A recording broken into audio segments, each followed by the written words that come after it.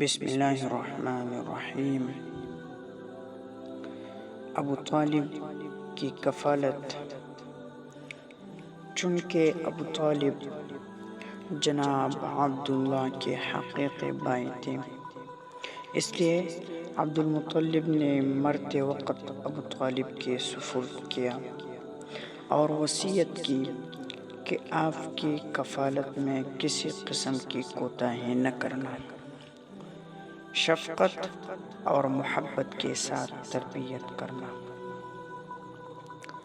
ابو طالب نے آپ کو اپنی اولاد سے زیادہ عزیز رکھا اور آپ کی محبت اور شفقت میں کمی نہ آنے دی، لیکن افسوس، آپ صلی اللہ علیہ وسلم کی انتہائی کوشش کے باوجود ابو طالب ایمان نہیں لایا۔